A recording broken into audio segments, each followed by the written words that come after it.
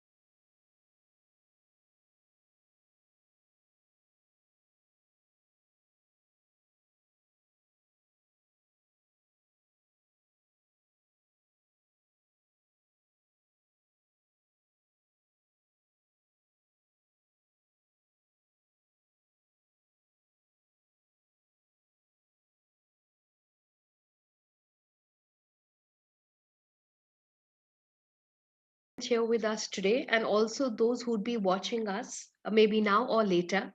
I, Neha Vahi, on behalf of Career Launcher, welcome each one of you, be you students or educators or edu leaders.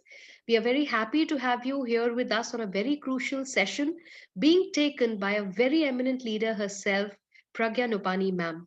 Ma'am, we welcome you on behalf of the family of Career Launcher. We are very, very happy, delighted to have you with us. And so will the students realize, I'm sure, once we get ahead with the session, because your experience is really going to come handy. Students, I'd thank like you. to quickly introduce Pragya ma'am to you before I hand it over to ma'am.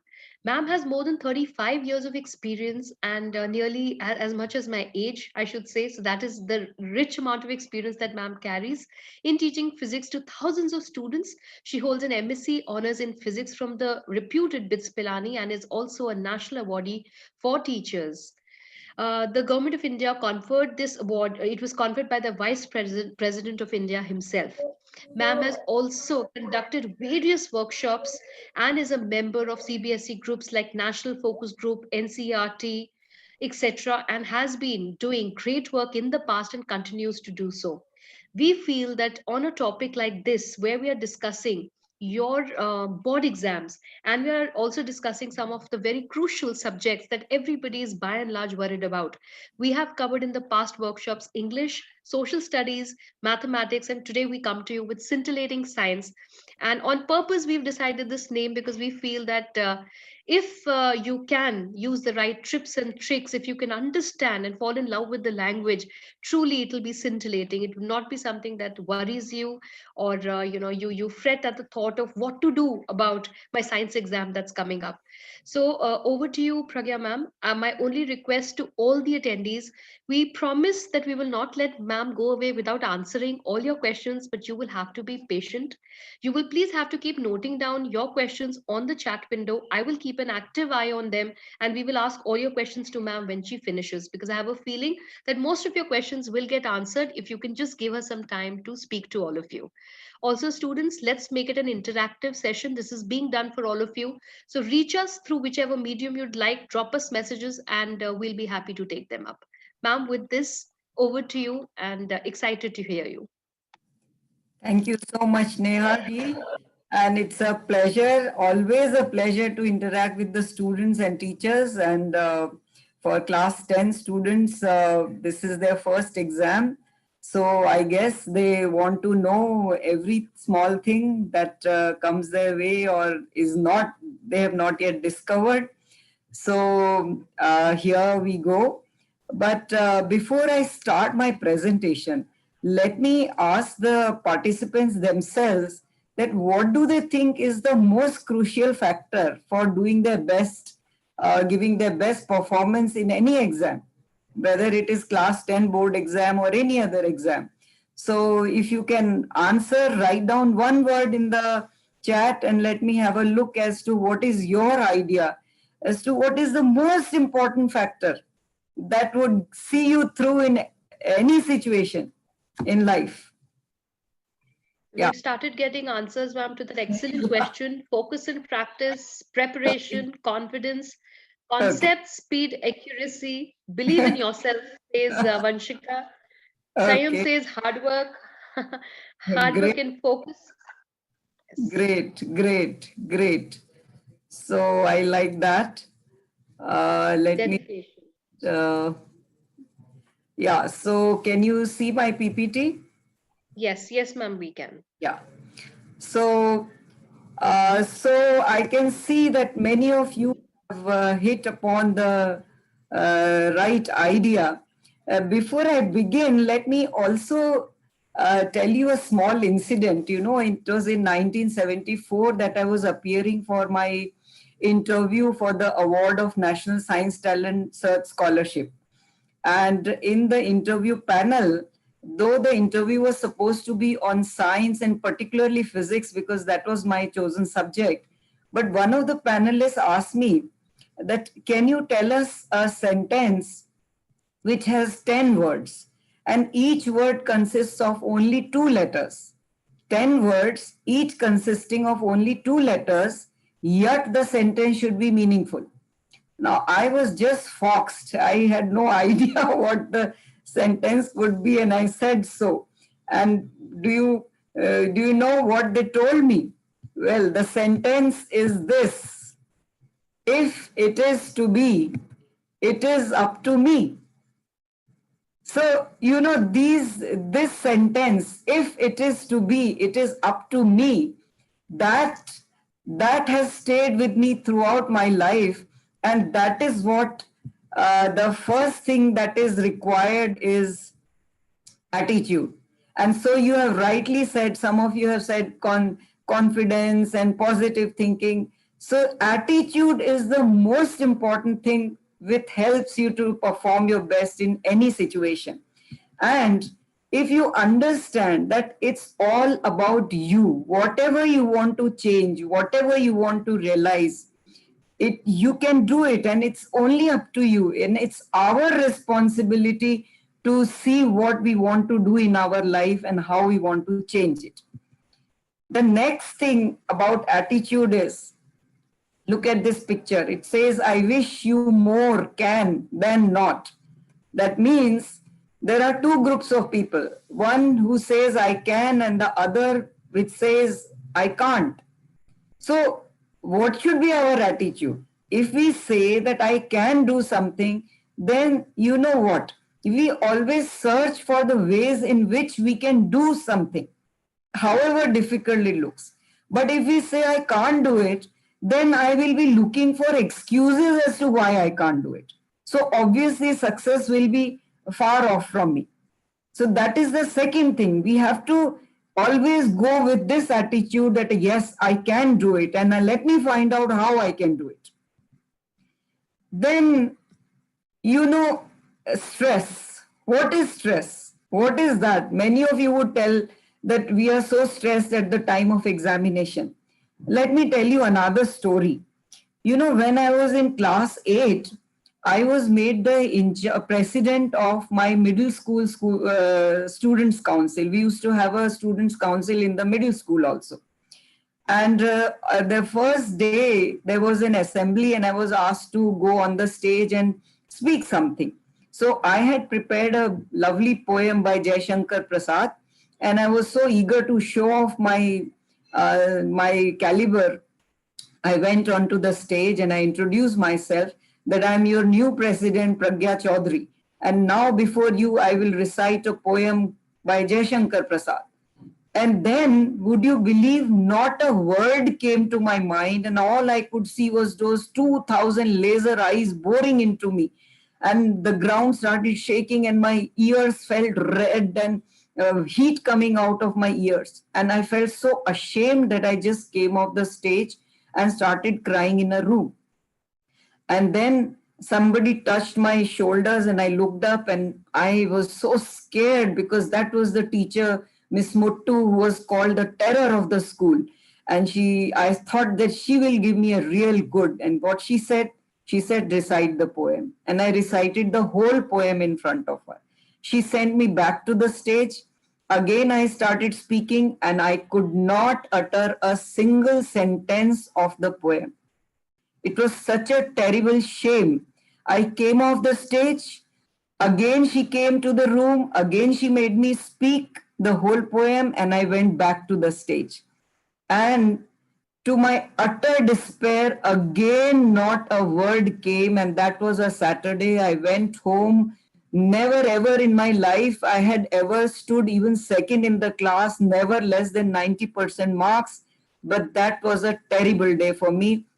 The whole Sunday I cried, saying that, okay, public speaking is not my cup of tea.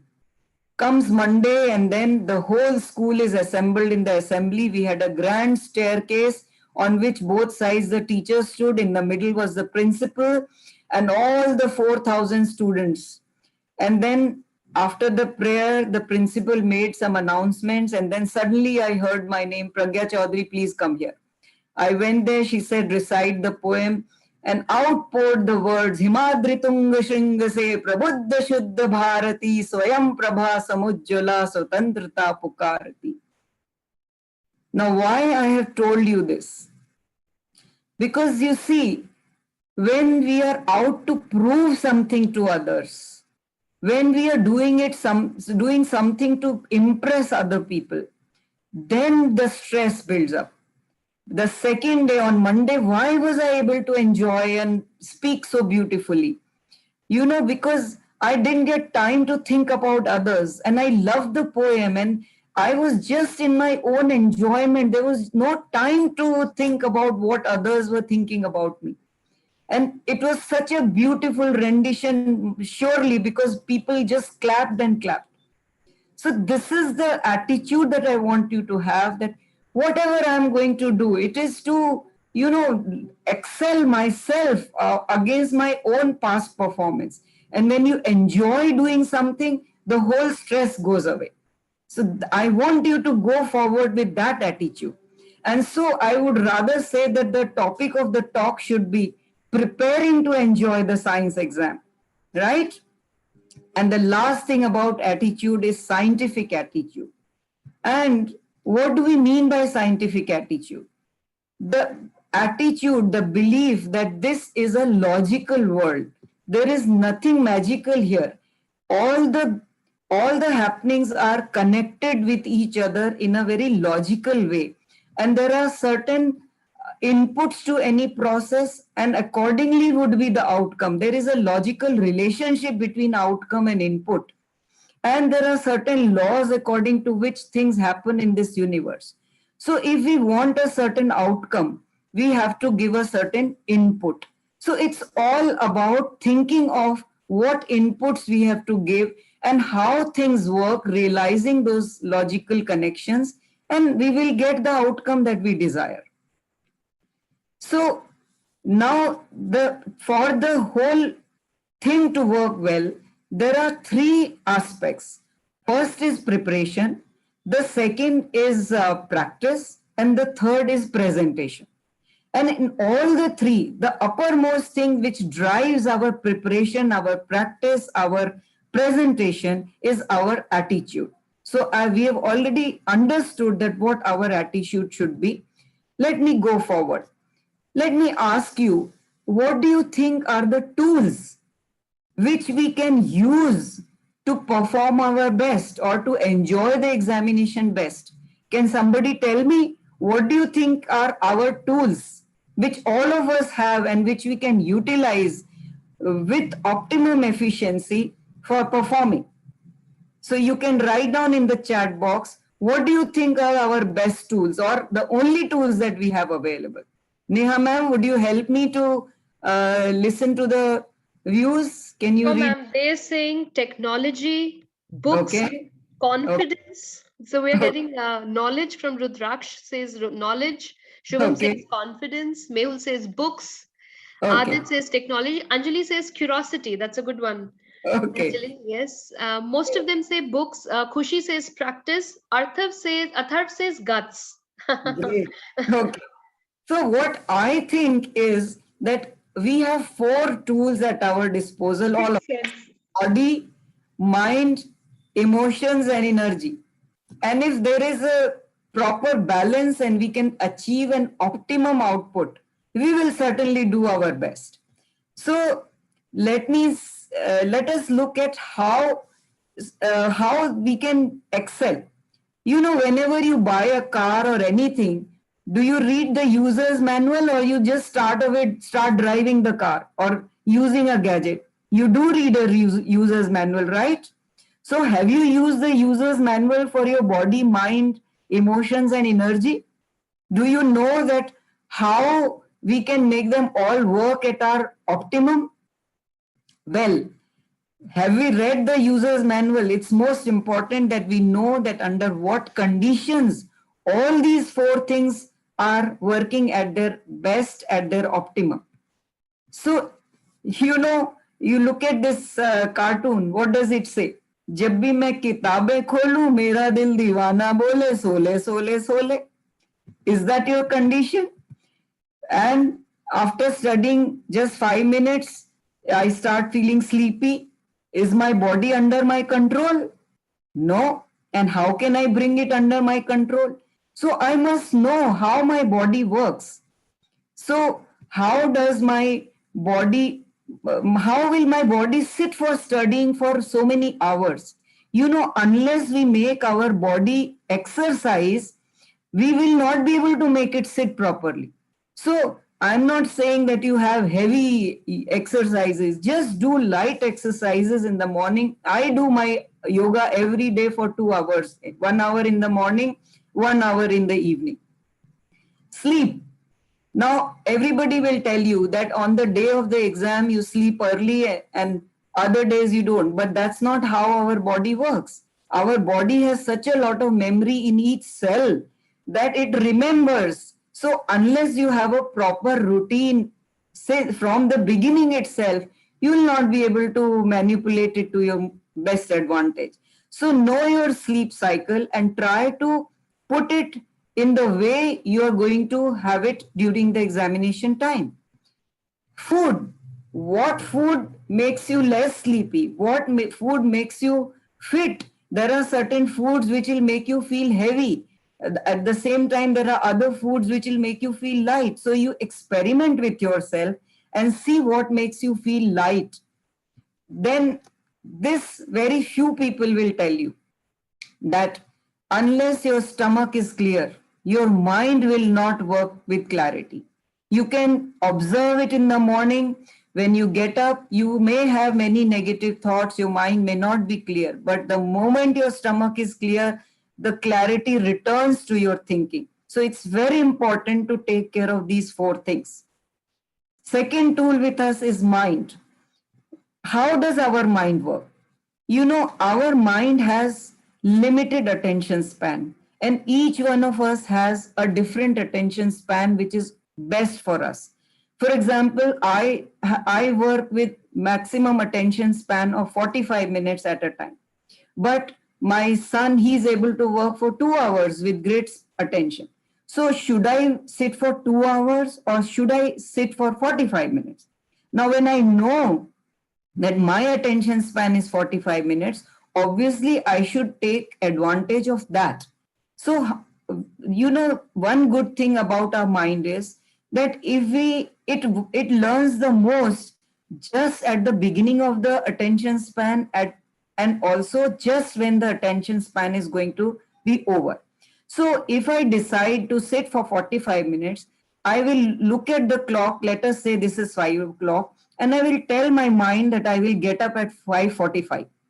So how telling this to my mind will help me? Because I know that my mind will work best when the interval of 45 minutes starts and just when it is about to end, that 15 minutes at the end.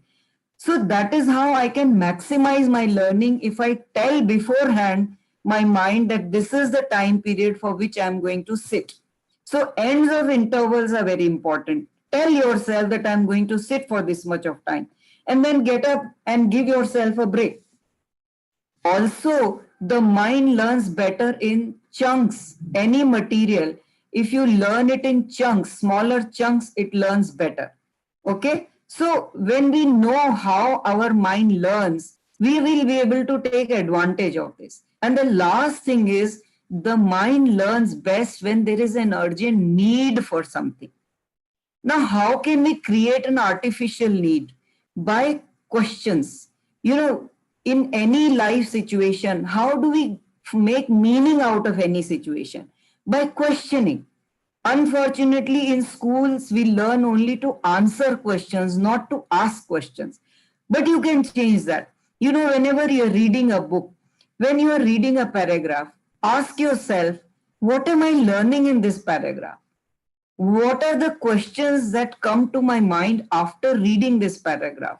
What is it that I don't understand here? Mark it then and there that this is the part I have not understood. These are the questions which are coming to my mind. Keep a notepad nearby. Write down that these are the questions which are coming to my mind. And once these questions are there, you know, your mind will drive you to find answers to those questions. And that is how we can take advantage of this drive that we create ourselves. Then our emotions. You know, when we are stressed, we are unable to do anything, right? So how do we stop from getting stressed?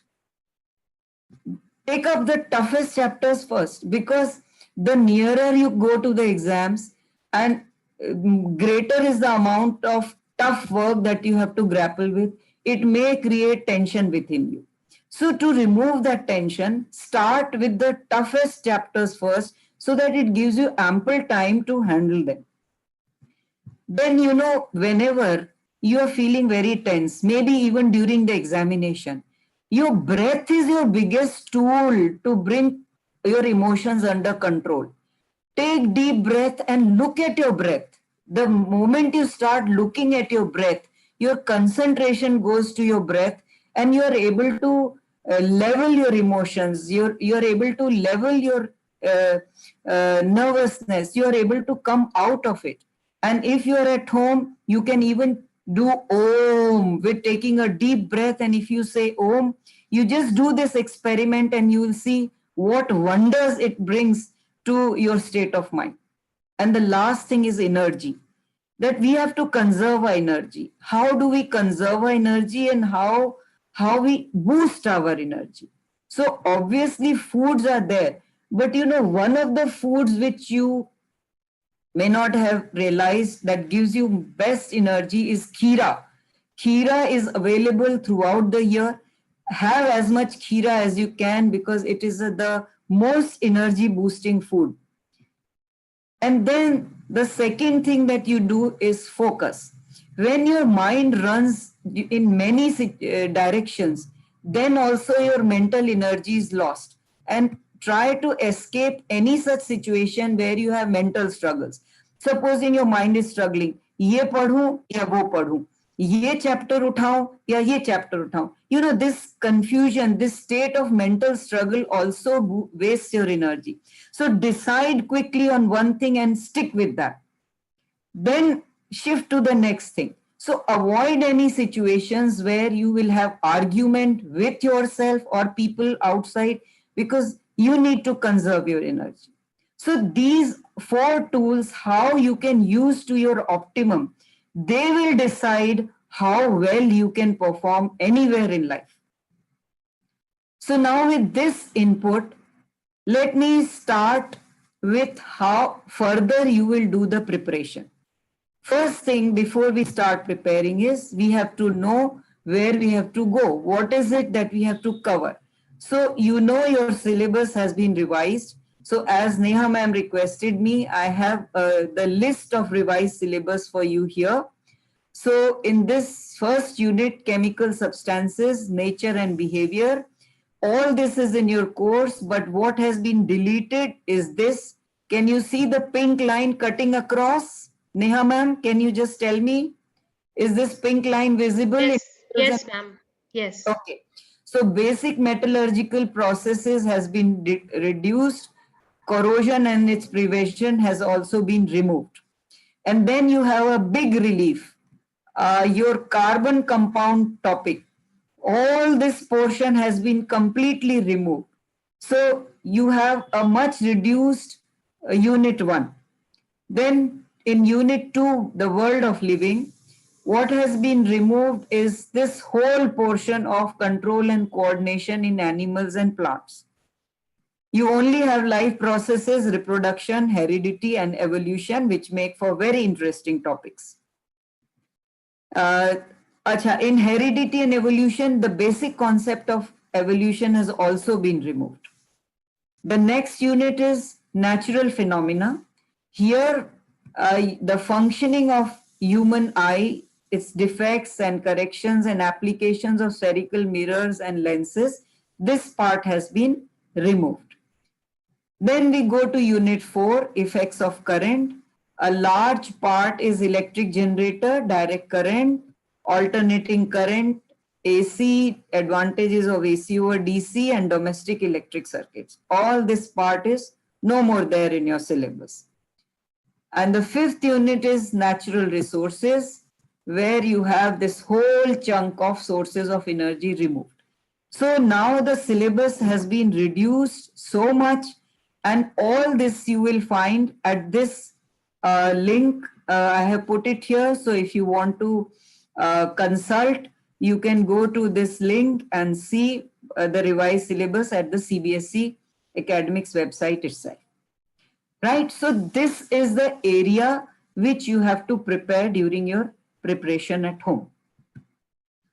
Now, during the preparation, I have some suggestions that take only one reference book and wipe off the dust from your NCERT book. NCERT book is the Bible. Line by line you have to read. Why? Because you have 21 marker questions. And 1 marker questions require a detailed study, line by line study. The questions may not be from the back of NCERT book, but the answers are in NCERT book, because every examiner, when they make the question paper, have to write down in the answer scheme that the answer to the question is on which page of the NCERT book. Whether the principle of the answer, the thread of the answer, whatever, the reference has to be of an NCERT book's page. So please read your NCERT book line by line. Why will we use the reference books? The reference books should be used to maybe bring clarity to some of the things which you may not be able to understand from NCERT book, or maybe reference book is giving you point wise 1, 2, 3, 4 point wise description. Other than that, the reference book should be used to see the type of questions. The greater is the variety of questions that you can address, greater will be, lesser would be the new situations that you will come across in examination, right? So that is my suggestion about books. Now the devil lies in the detail. As I told you, that read the NCERT book line by line, because each line will help you to solve some question, bring some clarity. It's not only about solving or answering questions. It is about bringing clarity. You know, when you read the book, write down or put a tick mark against those lines which you don't understand. And when you strive to find the answers to that, it will bring clarity and relief and pleasure to you. So that is the idea. Now, I wish you more pause than fast forward. Why? Because when we pause allows us to reflect. Pause allows us to understand. Pause allows us to add our own ideas to that situation. Pause allows us to enjoy that situation. Pause allows us to synthesize multiple ideas with our thinking about what we have just read. So it is like absorbing in your system. The greater the pauses in which you reflect, greater is your learning. So don't just rush through the chapters. Enjoy each line, enjoy thinking about it. And then what can I tell you about chapter-wise Gyan? Well, you know, it is a myth that science is only to be understood. There are certain things which you have to memorize. For example, we have to all memorize ABCD to form words, to be able to form sentences, to be able to understand any essay or poem or anything written. We have to know our ABC. And ABC, there is nothing to understand. It is pure memorization. So same way, in each chapter, there are things which you have to memorize. And that is the most basic step that we have to take. Memorize your definitions, memorize your units, laws, examples, uses, and properties of things. There is no escape from this. And you know, this is what will empower you to fly. Only when you know your ABC, you will be able to form words, and then you can do your creation of sentences, and then the essays and your poetry and everything is your expression. So even in science, if you want to be creative and you want to feel at ease, the basic things have to be at your fingertips. Then your formulae also have to be on your fingertips. And then you have to practice certain things. What are those? Derivations, diagrams, graphs, equations, and ticking. Why I'm saying ticking? This is a practice that everybody should adopt. Any question that you are unable to answer in the first go, put a tick. Any lines that you don't understand, put a tick. When you finish the chapter or when you finish doing the questions, please return to those ticks and solve all your difficulties wherever you had put the ticks. You know, if you don't put the ticks, we can often forget which were our sticky or muddy points. So when we have put the ticks, it is there in black and white in front of us, and we can always ask for help. We can ask help from our friends. We can ask from our teachers. We can look up the internet. we can ask anybody. So when the going gets tough, you know that the tough get going. So what do we have to do? Prepare the tough chapters first, get your fundas right, and if something is not right, when you put the tick marks, use your call an expert lifeline. That expert could be anybody. You may think that your friend is an expert or your teacher is an expert or any other person you think is an expert. Please consult, and before the day is over, make sure that all your tick marks are resolved that particular day. Because when you are able to meet your everyday goals, when you win your small wars, then only you will be able to win the big battle, right?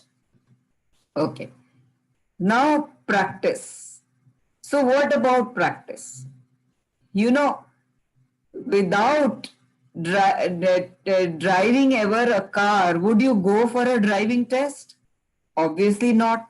So same way, when we want to sit for exam, we should be practicing first writing of papers, right? So now, first thing to do is simulate the examination conditions. So role play, you can role play doing the exam, have a table and chair for yourself in a corner, or if you don't have a table and chair, simply sit on the floor with a small makeshift table in front of you and write down. And then when you're used to this, you are simply taking your study space into the exam hall. It doesn't feel new. It makes you feel so much at ease, at comfort, because you have been used to that situation by simulating it at home, practicing at home. And then 10:15 a.m. to 1:30 p.m. every day you are sitting to study and practice your papers, because you need to set your body clock. Your exam time is 10:15 to 1:30 p.m. So at that time, also, only at home you do your practice papers. This will help you to set your body clock. Then from where will you get the papers to practice? Well, the best source is CBSE papers itself. So you have CBSE sample question papers as well as marking schemes for 2020 and 21. And this is the link given. You can go there without looking at the marking scheme, solve the whole paper, and then only look at the marking scheme as you've been advised in the previous webinars as well. Then the sample papers for last year are also given there, and this is the link for that. Then the past question papers and marking schemes are also given, and this is the link for that. Now, one very important source of practice papers is this past paper link, and there you will find compartment papers. Now, you know, compartment papers are a great resource because they have a good level of questions, the same level of questions as the main exams. And they can give you a lot many good questions to solve, and this will make you feel very confident. Now, once you start doing, you have these authentic papers. I request you to only look at authentic papers and not look at the guess papers and these guidebooks, because the authenticity of answers there is questionable. But at the CBSE site, whatever the answers are given, they are the authentic marking scheme, number one. Number two, it also tells you how the marking is done in boards. You must be aware that how at each step the marking is being done, so that you don't miss out any of the steps in the examination, right? Now, once you have started doing the paper, you have to practice time management. Now, look at your 15 minutes reading time. As you've been told, read the question paper. You decide your choices in the questions where there are options, and then you decide your strategy, that which section you will do first, which section you will do later. And remember, I'm not talking about your exam time. I'm talking about your practice time. When you're practicing at home, at that time you need to do this. Because when you get used to utilizing those 15 minutes, while practicing at home, then in exam you will do it effortlessly. You don't have to remember all this. You are used to it. You are so comfortable with doing all this, right?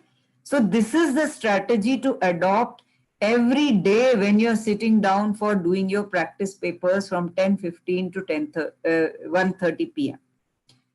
Then how do you manage your time when you are practicing these papers? Not only in examination hall, but at home when you are solving these papers. This is some suggestion that I have to give. For 1 markers, there are 20 questions. You can take 40 to 45 minutes because here you will have your reason assertions and you will also have your case study questions. Then you have 2 marker questions, 6 questions, 25 to 30 minutes. 3 markers, 7 questions, 35 to 40 minutes.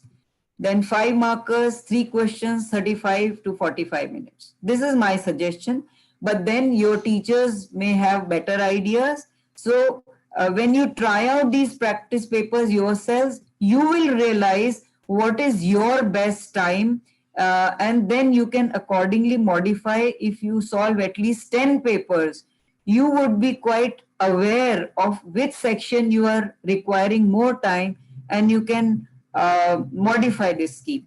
And then if you add this up, you will see that it makes up only 160 minutes. You have 3 hours time. So what are those 20 minutes for? Now those 20 minutes are at the end for your rechecking and going through your whole paper once again. So this is my suggestion for managing your time during practice at home. Now look at the 1 mark questions specially, because you have MCQs and ARQs, assertion reasoning questions, which have been introduced since last year, and you also have your case study. It's important to understand the difference between MCQs and RAQs. So multiple choice questions usually test only one issue or only one concept. On the other hand, ARQs test two concepts per question, and in addition to that, they also test the validity of the because statement whenever assertion and reason both are correct statements. So the time required and the steps required are more for your AQs test. They test your higher order thinking capacity, your analysis, your evaluation, your awareness of cause and effect relationship. So take care of that. So I have a strategy or a procedure to follow when you're doing your reason assertion questions. First, you have to see whether your assertion statement is correct. That time, don't look at the reason statement. Then, without looking at the assertion statement, just look at the reason statement as a standalone statement. And then only think whether the reason is the correct explanation of assertion or not. Now, let me give you one example here.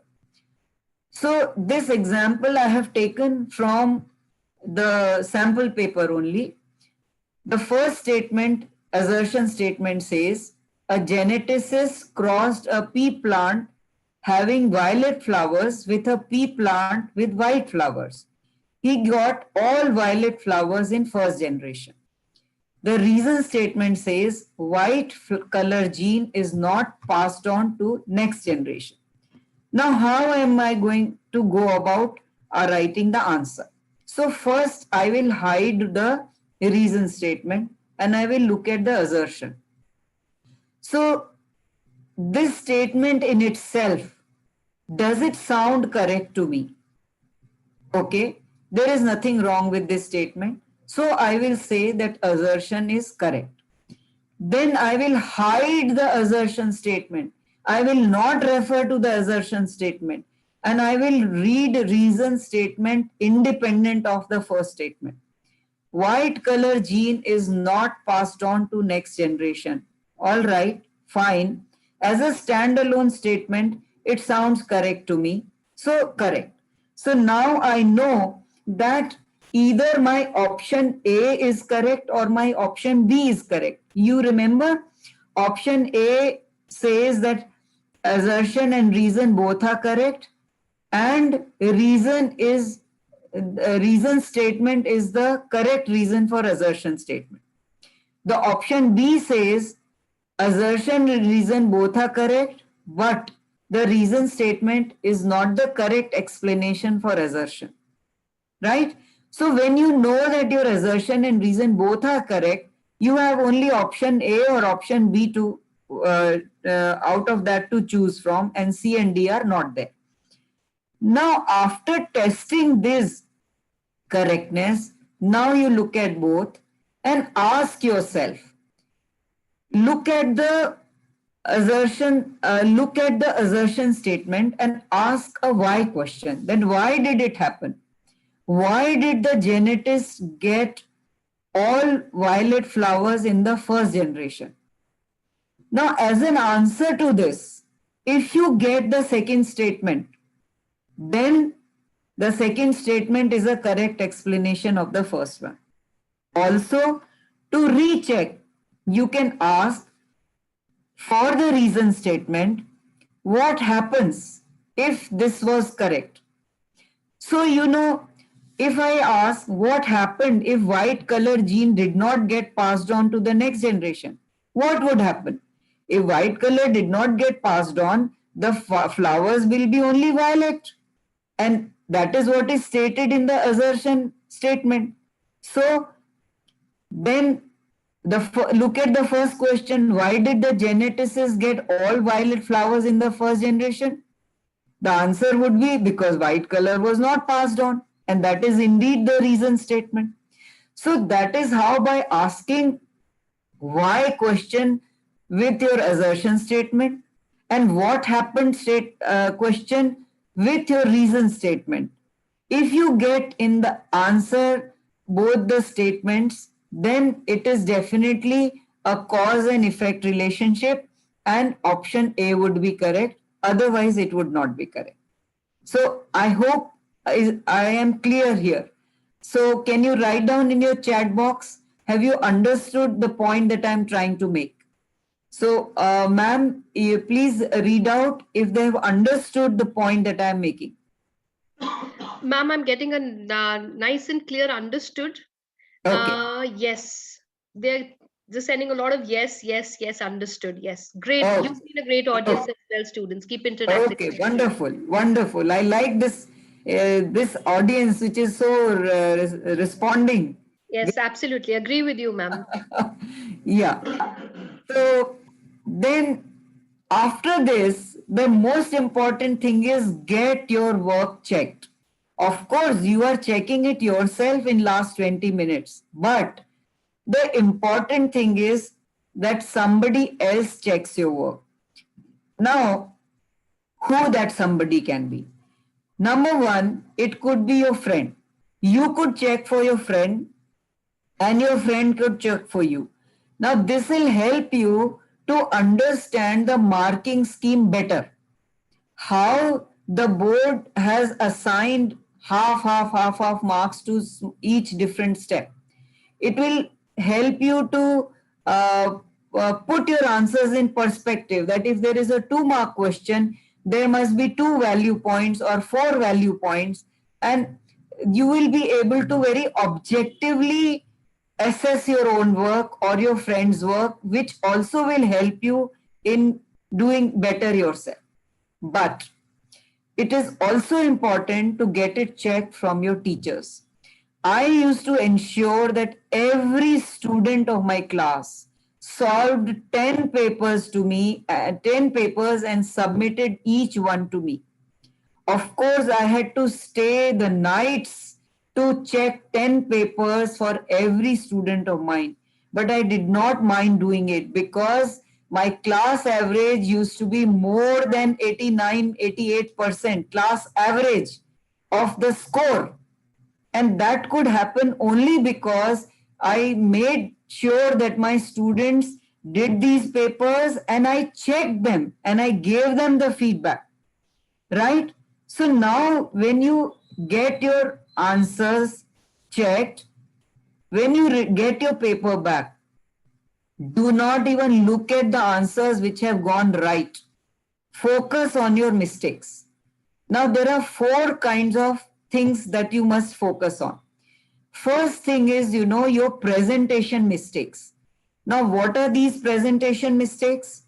Questions not read carefully, so you have answered wrongly, or some value point you have missed out even though you knew it. Then there are some silly calculation mistakes. Then wrong units written, or you have forgotten to write the units. Arrows are missing from your diagrams. Labeling is missing from your diagrams. Now, this is the first area where you can optimize your score very easily by reducing these mistakes, because these mistakes are not very difficult to eliminate. With little bit of carefulness, you will be able to easily eliminate these mistakes, and naturally your score will go up. So when you submit your first paper, you get back the paper, you look at the first thing you do is look at your presentation mistakes and make sure that in the next paper those presentation mistakes are not there, and they're simply very, very easy to take care of. Then the next ones are recall or knowledge mistakes. So where you have not been able to draw the diagram correctly, or there is some mistake, or there is a mistake in the statement of definition or laws, or your equations, chemical equations have not gone right. Now again, these are matters of memorization.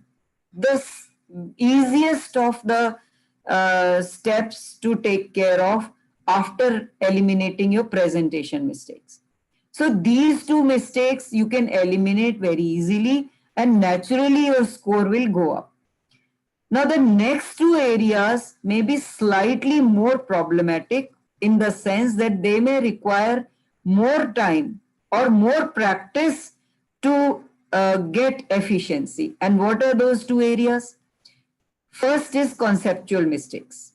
Now, conceptual mistakes you are making where the concepts are not clear, and when you are applying, you are making a mistake. Let us say you are doing a numerical on mirror formula or lens formula. Now, if the sign convention is not clear to you, you may make a mistake in taking the correct sign, and obviously your answer would be wrong. So when you get your paper back, you will see that if you're making conceptual mistakes, naturally you will go back to your text. One thing I want to bring to your notice, that reading your chapter again and again in science doesn't help. What you do is read the chapter once and then attack the questions, because larger the number of questions you will do, larger would be the new situations in which you will be put, where you have to apply your concepts. And therefore, when you apply your concepts in large number of questions, the likelihood of getting a new question in exam would be lesser, and you would have practiced your concepts so many times that even if a new situation comes, you would be easily able to connect it with the other situations that you have practiced. So removing these conceptual mistakes will require you to practice large number of questions, and don't worry about it, because the beauty of science is that there are very few laws or very few concepts which enable us to solve a large number of problems in a variety of situations. So if you get a grip on those few concepts properly, you will be able to sail through. It's only a matter of practice and being able to see the common thread running through those variety of situations, right? Then the last one is higher order thinking. These are the questions where you need to analyze, to evaluate, and maybe create. Now, these are your case study based questions where you have to analyze, evaluate, create, and also few other questions which are being put to test these capacities, which you require for living a constructive and good life. Because, life is so uncertain. You see how we have been thrown in this coronavirus situation. Nobody knew. And the world is changing so fast that we are all the time in new situation. No teacher would be there. Our parents may not be there to hold our hands. So we should be able to develop this capacity that in any new situation, we should be able to analyze what is before us, evaluate our options, find out new solutions, and create options for ourselves. So the paper introduces these elements to empower you with these skills. And case study questions are a great tool to develop this capacity in you. So this will obviously require practice, and therefore I suggest you try to solve as many questions on case study, case-based learning as possible. Then another thing that I used to do with my students is analyze their performance. How I used to do this, let us say in your 80 marks paper, there is some unit in which has been assigned, let us say 20 marks, right? So you look at, let us say, question number 1, question number 21, question number 32. These were the questions which together make these, let us say, 15 marks. Now, 15 is the maximum marks that you could have scored in these 3 questions. You total up your score in these 3 questions, and then every chapter wise you have your total, and then you draw your bar graphs. So you look at this this chart here. The blue line gives you the maximum possible marks assigned to that chapter 1, and the orange line gives you the performance in the first paper that you practiced, and the gray line gives you the performance in that very chapter in the second paper you practiced. So like this, when you take your first paper, let us say the performance is orange performance. Now you can see very well that your best chapter was chapter 3, and your chapter 4 was quite lacking in the preparedness, because as compared to the blue line, the bar graph is going very low. So this helps you to see at a glance that which chapter is not well prepared, and you can focus on that chapter. And then when you do your paper 2, see whether the bar graph has risen in that particular chapter or has it gone down. Now, if it goes down, then you have to go back and see which concepts are not clear. And automatically, this will take you back to the text of the chapter. You will read the chapter again. So, the doing question answers automatically will take you to the text and theory of the chapter. And you would naturally go back to reading it again. So when you're doing the preparation, you don't need to read the main chapter again and again, because doing the question answer will automatically take you back over there. So this is how you can analyze your performance in the practice papers. You can also do it in your exams, your first term exam, second term exam, your pre-board exam. Like this, it could be a good strategy. I used to do it for each student of mine. I used to paste this graph at the end of pre-board exam, which showed them the comparative progress as compared to themselves. See, these graphs don't compare my performance to anybody else. I look at my own performance and then see whether I am improving upon myself or not. So that is the bar that I set to myself, that I should improve upon my own performance. I'm not concerned with other people, right? Then comes the presentation in the final examination. So now in the final examination, what do you do? Now, have you heard of user-friendly software, right? How many of you have heard of user-friendly software or user-friendly gadgets? Write down in the chat box. If you have heard, write yes. If you have not heard about user-friendly gadgets, user-friendly software, write no in the chat box. So they're saying yes, ma'am. They've heard of Okay, it. Yes. wonderful. So now you have to be examiner friendly. You have to think of the examiner. You see, your examiner has to check 25 notebooks or 30 notebooks in a day. And believe me, it is not an easy task to do that. So, if your presentation is examiner friendly, mentally he would be happy to check your paper. And what you should do to make him happy and not biased against you, even if unconsciously, what you should be doing. Now look at this paper. Look at this paper. This is guaranteed to lose marks because the handwriting is not legible. The examiner will be fighting against time and against his bias against the paper writer to try and make out what is being written. Now, the thing is that in class 10, it may be too late to change your handwriting. So, what can you do? Well, what you can do is write bigger, and leave more space between words. That can be done.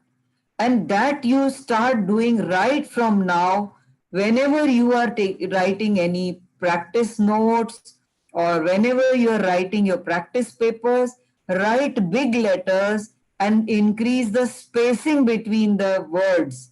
That will give it an appearance of being neater and stop the examiner from being mentally biased against you. Okay? Now, when you go wrong, then what to do?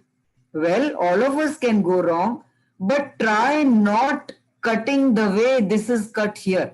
That you are making a very untidy cutting. No, you can, first thing is never ever overwrite. Because when you overwrite, sometimes you yourself cannot read it. Forget about the examiner. When I overwrite, sometimes I am unable to read what I have written. So first rule is don't overwrite. The second rule is always cut with a single line like this. See how I have cut Valencia. It makes the paper still be neat and gives a feeling of comfortable reading to the reader. And then supposing you have gone wrong, the whole answer is wrong, and then you write the whole second answer. Remember to cut out the first answer which you don't want, where you went wrong, and that reason why you wrote out the whole answer again. Why I am saying that you must cut out the first answer? Because there is a rule in the board that if a child writes two answers to the same question and he does not cut out any one of them, then always the first answer is taken to be the valid answer. So even if you might have written the second answer correctly, still you will not get the marks because you forgot to cancel out the first answer. And in such a situation, the examiner has instructions to read only the first answer. He will not read the second answer. He will cut it out. Okay? So remember these three things. Don't overwrite, cut out with a single line, and cut out the answer which you don't want the examiner to read. Otherwise, he will take the first answer to be valid. Okay? Next. Now, look at the cartoon. My friend's reaction when I asked for an extra answer sheet in the exam. Now, please don't be shy. Answer books are for writing. Write big, leave lots of spaces, and when you are writing the answers to the questions, my suggestion is don't break the order of the questions, especially in a section. And supposing you have taken up section A, 20 questions. Supposing you don't know the answer to question number 3, question number 6, question number 8. Well, leave lot of space and go to the next question. After you finish the paper, come back to those spaces and continue in that order. That when you have not written, let us say question number 3, you did 1, you did 2, you leave out the space for 3 and do question number 4, and then return to that space where which you left blank for question number 3 and write the answer there only. And so allot the space to each question, whether you utilize it at the time or at the end of the paper when you return to those space. Why I am saying that? Because you see, every examiner has to gauge your marks of each question on top of the notebook. Now, if you do your answers irregularly, पहले आपने question 29 किया, फिर 1 किया, then you've done question number 10, then you've done question number 14. Okay? And in this haphazard answering, when the examiner is gauging your marks on the top of the notebook, supposing he has missed out any question, when he looks at the top page of the answer sheet where he has tabulated your marks, supposing he notices that in question number 9 he has not tabulated the marks. Now when he opens your notebook, if questions are done serially, it is very easy for him to locate the question number 9, look at the marks, and then put those marks on the top of the note. But if you have done it haphazardly, the examiner is hard put to complete his number of notebooks checking. So he would not like to, take much trouble to search and search and search and spend uselessly the time to locate your answer. He will simply not do it and it will be left out.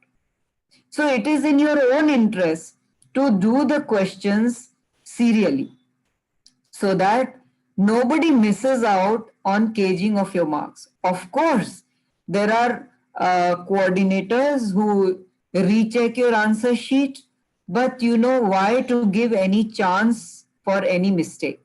It is best to prevent disaster at your own end only, right? So when you take care of this, don't worry about filling of more answer notebooks. You are not paying anything extra for taking more answer notebooks. And always remember to ask for an extra notebook in the examination hall at least 10 minutes before your answer sheet is finishing. Because sometimes in an examination hall, the extra answer sheets are not readily available. And a teacher has to send word to control room to send for supplementary answer sheets. So it takes time. So when you're about to finish your notebook, at least 10 minutes before that, tell the invigilator that you require an extra answer sheet. So it will be available by the time you require it. All right? Okay. Now, nutty numericals for crunching. What is the tip for numericals to solve? Neha ma'am, can I exceed the time for some amount? Absolutely, ma'am, all yours. Okay. Now, first of all, don't panic. Even if you don't know the numerical, don't panic. Why? Because have this confidence that questions in the exam have the level which you can solve. The board cannot afford to give a paper which children cannot solve. With little bit of attention, you would be able to do it. You know, board just cannot afford to give a paper which children cannot solve, because the next day there would be big hue and cry in the newspaper, and maybe the question will be raised in the assembly and the parliament, and the board will be answerable, and even the paper setters become answerable. So have this confidence that the question paper will be of your level. You can solve it. Now, what is the challenge in the numerical? The first challenge is to convert the words into symbols. right? So try to understand the situation which is given in the numerical. Read the question carefully, and when you start writing, always start writing from the left top page. Left page top. Why I'm saying that? Because when you start doing the numerical from the left page top, if you are unable to complete your numerical in that page and you have to carry it over, carrying over, you will not commit much mistake if you have to carry it over from left page to the right page. If you started the numerical from right page and you have to carry over, you will be turning the page over. And sometimes when we carry the data to the next page by turning the page, we make a mistake. Okay, so do it, start from the left hand top page and then carry it to the right hand side page where you can easily check your data carried over from the left page. Now when you start writing, the first thing you have to do is organize the information. What does it mean? Organize the information means write down in sketch the scene first, what is given in the numerical. Even if it is not asked, try and draw the diagram to understand the situation. Then list all your quantities. Now listing के लिए आपको क्या करना है? आपको words दिया हुआ है, जैसे कि the image of the object is formed at such a distance from the mirror. Okay, now this is given in words. Let us say the image is formed at 15 centimeter from the mirror. This is given to you. Now this is given in words, but you have to convert it into symbol. So the symbol is V for the image distance. Write V equal to 15 centimeters you will be writing, and then you will also be putting the right sign, positive or negative.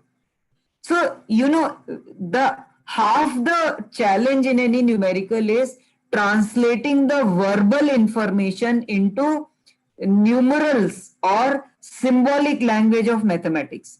If you are able to do that correctly, half the battle is won. Okay? And when you are listing the quantities, before going further, verify the units whether they are in the same system of units or not. Then consider your formulae. Write down all the formulae that relate to the given information. And then select the appropriate formula and bring first the unknown quantity to the left and known quantities to the right. Only after you do this, you substitute and solve. Not before. पहले substitute करके और फिर unknown को left में नहीं ले जाना है, क्योंकि जब हम पहले सब्स्टिट्यूट करके फिर लेफ्ट और राइट में ट्रांसफर करते हैं तो गलती होने के चांसेस बढ़ जाते हैं.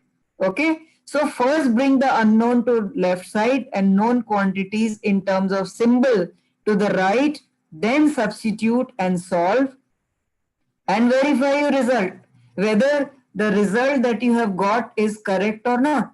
For example, supposing there is a lens of focal length 10 centimeter and your object was, let us say, at 15 centimeter. Now you know that when the object is at 15 centimeter, it is between f and 2f of the lens.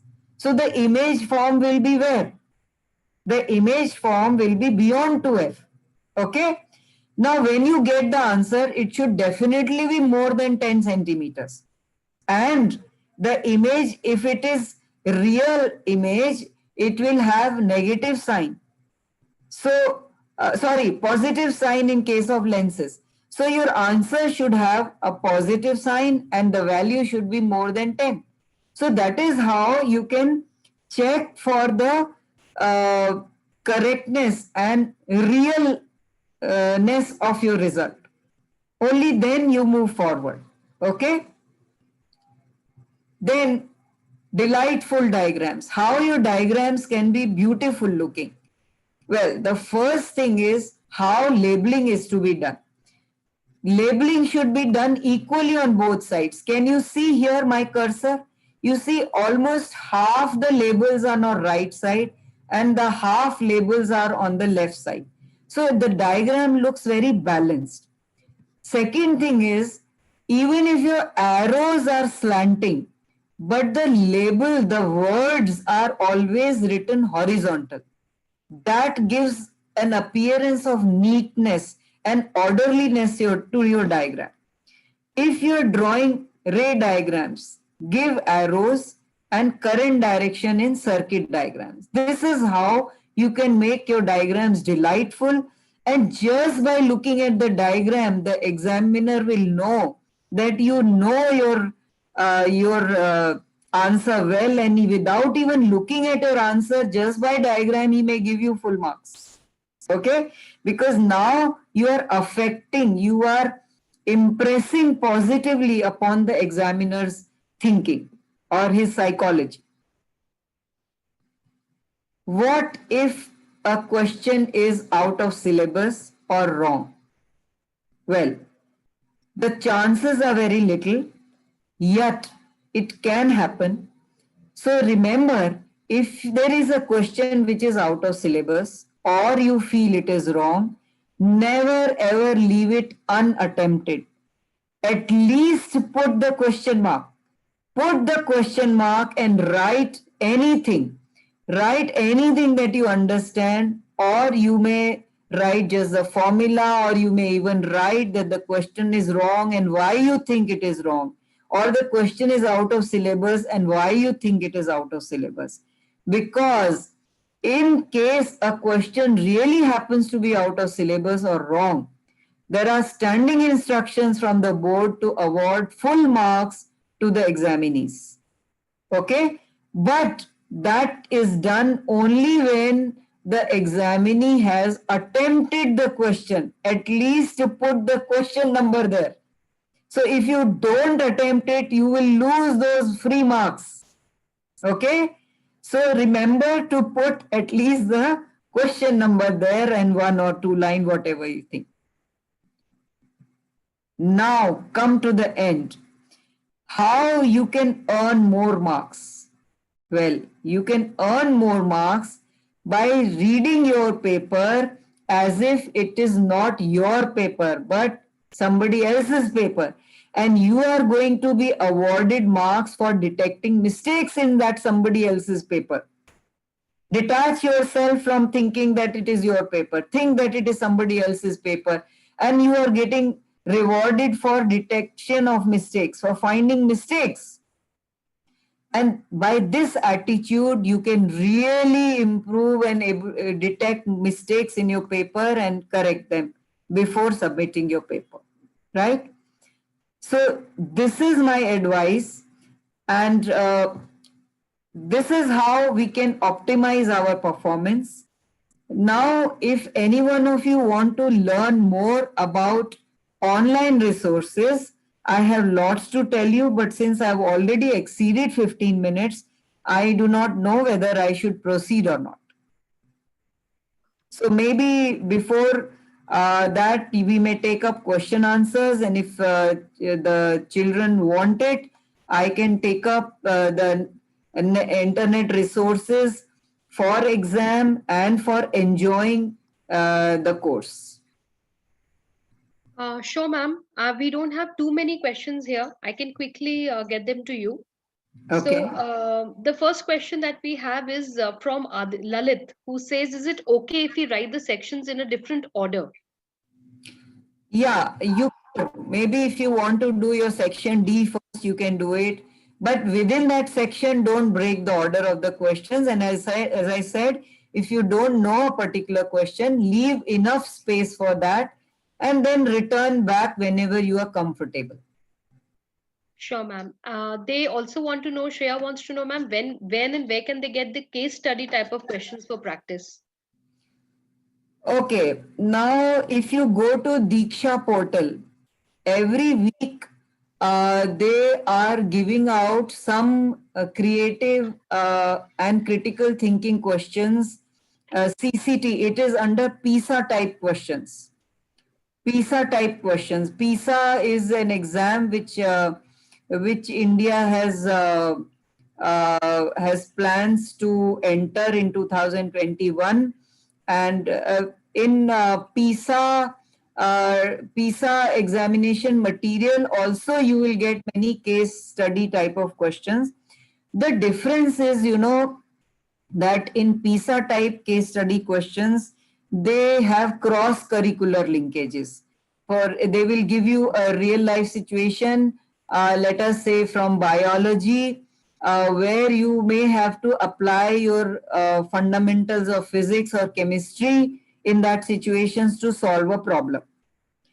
But when I see the sample papers given out by board, this cross curricular or cross subject linkages are not so visible right now in the sample paper. In the final paper, they may give you that, but right now I see that the case studies are quite limited to a particular subject. If it is a topic of physics, it is being confined to a smaller topic of physics. So your teachers would be giving you case study problems, but you can look up for PISA type questions on the internet, or you can go to Diksha portal and under CCT topic PISA type questions, you will be able to see many questions there. Thank you, ma'am. Vinati wants to know that if diagrams are needed but may not be asked, or if do they still give the diagrams, ma'am? Are there any extra scores for that, even if they are not asked and the students want to make them? Well, if you have time, you can make it, because a diagram makes the examiner see at a glance that you have a better understanding of the situation, probably. Because when the diagram has not been asked and you are drawing it to make your answer clearer or augment your answer, then it will help you to score better. But at the same time, you have to see that you are comfortable with your time management.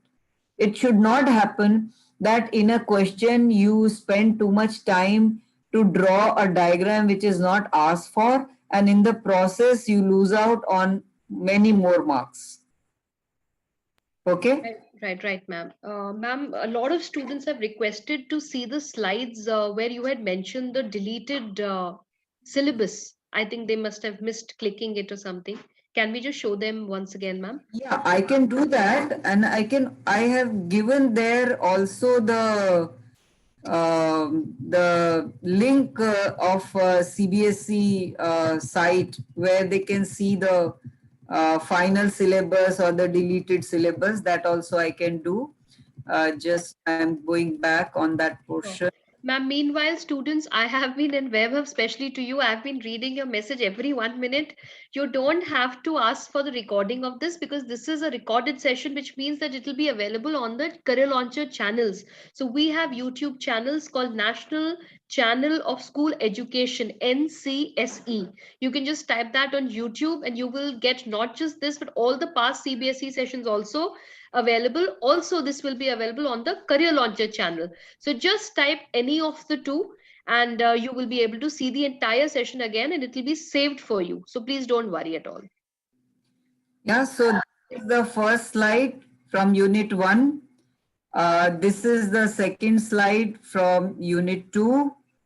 And the last portion from Heredity and Evolution. And then this is the Unit 3 optics section. Then this is Unit 4, effects of current.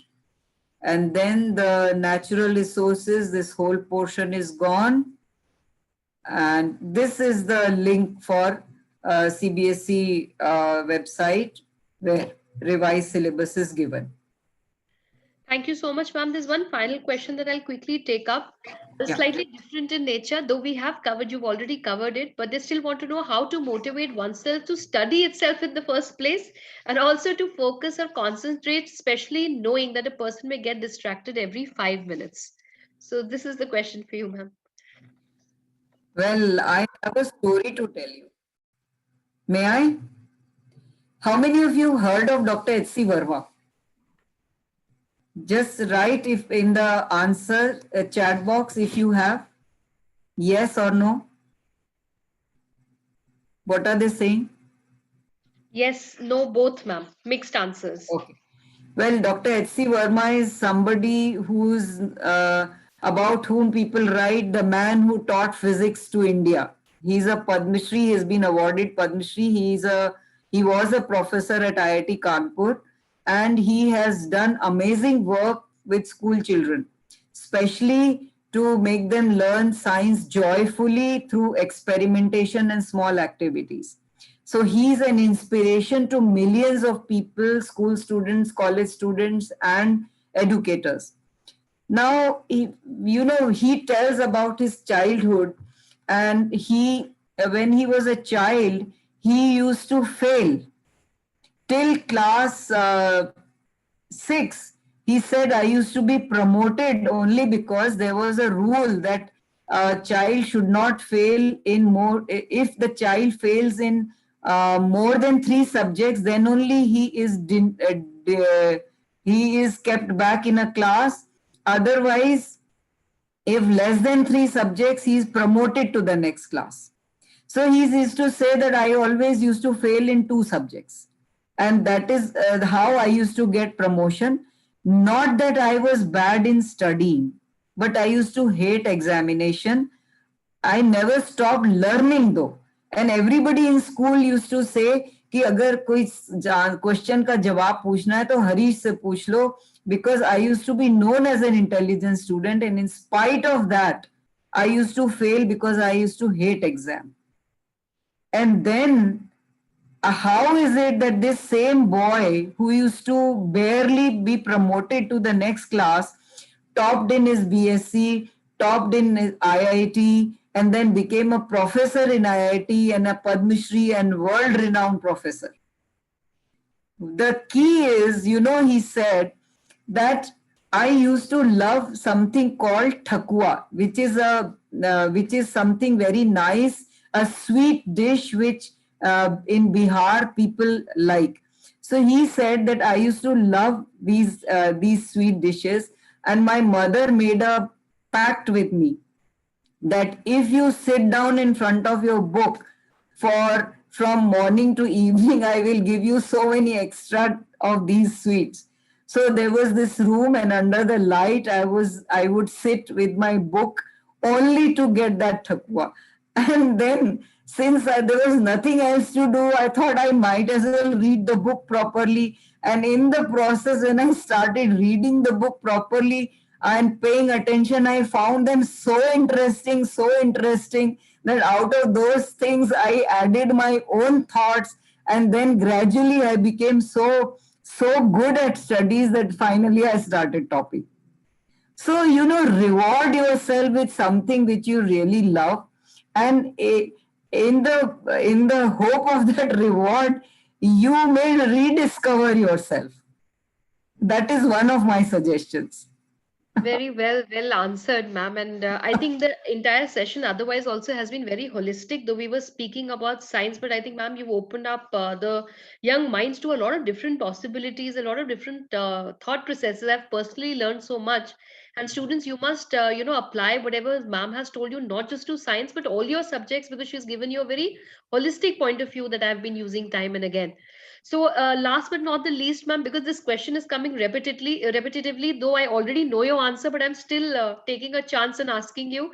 Students want to know, is there a reference book for science that you'd like to suggest? No, I always tell my children that you read the book that you like. Because when you like a book, you like its presentation, it goes straight in your mind, right? But I do have a suggestion that in case you don't understand something, there is a beautiful resource on the net, which is Khan Academy. And they have a special course for India. So you have in class 10 chemistry, physics, biology, and maths. So I have given you the link on the right hand top corner. or you can specially this khanacademy.org science/in class 10 chemistry I have given. So in place of chemistry, you can type biology, physics, mathematics. A beautiful site where all your questions probably would be answered. When you read the text, if you've not understood, the text is so easy to comprehend. And then there are discussions where children have asked questions, and you may find answer to one of your questions there. So that is one thing. And then there is another interactive site, which is FET site, where you can do a lot of interactive simulations for science and maths. Since you have not been doing your practicals, you may like to do these experimentation through simulation. So these two sites I would suggest to everybody. The rest I may not go if because the time is not permitting, though I have at least 10-15 sites interesting for you, but I am afraid the time is simply not there.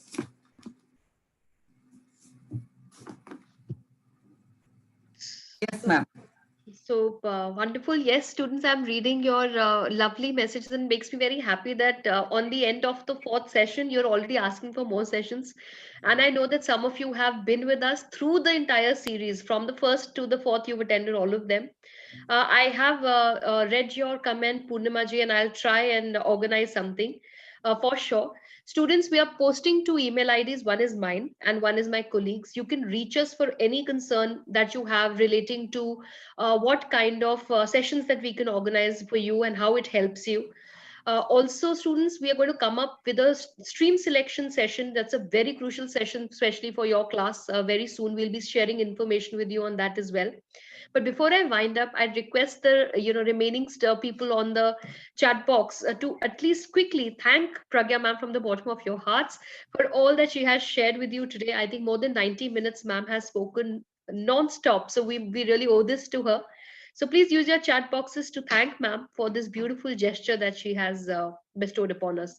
So thank you so much, ma'am. While they're thanking you, I thank you too. It was a very, very insightful session. And we promise to circulate it all across all CBSE schools, India and abroad, so that students can really gain from this. The chat box is full of not just thank yous, but for the first time, I see a lot of hugs coming, ma'am, in the chat box. Thank you That's so much. yes, I'm passing them all to you. A wonderful insight provided by both the parents and teachers. They're really liking the session, ma'am. I'm sure you're reading the chat as well. So, all students, thank you very much for connecting. You can look up this session. You must look up all these sessions rather once again before your exams on the YouTube channel. Keep attending these sessions, keep learning. We are here to help you as we are known career launcher. We are here to make and promise you better careers. So, stay in touch. Thank you very much, ma'am. This is Neha Wahi signing off on behalf of Career Launcher. And thank you to all parents, teachers, and students who've attended this. Thank you, Pragya ma'am. Thank you very much. Pleasure. Thanks a lot. Best wishes. Thank you. Thank you, ma'am.